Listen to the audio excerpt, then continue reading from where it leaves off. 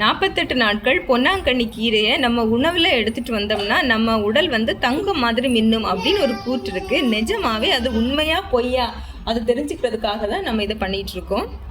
இன்றைக்கி நாள் 8 சரிங்களா? முன்னாடி 7 நாள் உள்ள வீடியோ போட்டிருப்பேன். இன்றைக்கி நாள் 8.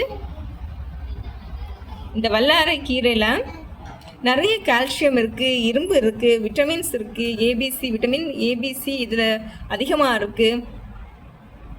இது வந்து உடல் வலியை வந்து குறைக்கும். சிலவங்களுக்கு உடல் வலியாக இருந்துச்சுன்னா அவங்க வந்து கீரையை சாப்பிட்டோம்னா நமக்கு உடல் வலியை வந்து இது வந்து கம்மி பண்ணும்.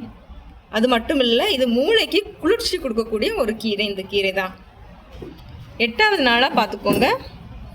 ஸ்கின் டோன் இப்படி தான் இருக்குது.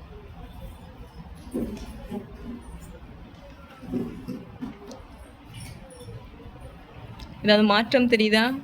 லைட்டாக ஒரு சின்ன சேஞ்ச்,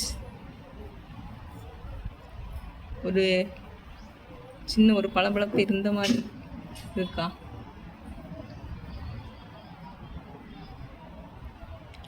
ஒரு சின்ன சேஞ்ச் தெரிகிற மாதிரி தான் இருக்குது சரிங்களா? இந்த பொன்னாங்கண்ணி கீரையை இன்றைக்கி 8வது நாளாக நம்ம குடிக்க போகிறோம். இந்த பொன்னாங்கண்ணியில் நிறைய மருத்துவ குணங்கள் இருக்குது, இல்லை விட்டமின்ஸ் அதிகமாகவும் இருக்குது. இதை நம்ம வந்து டெய்லியுமே தினசரி நம்ம உணவில் எடுத்துக்கலாம்.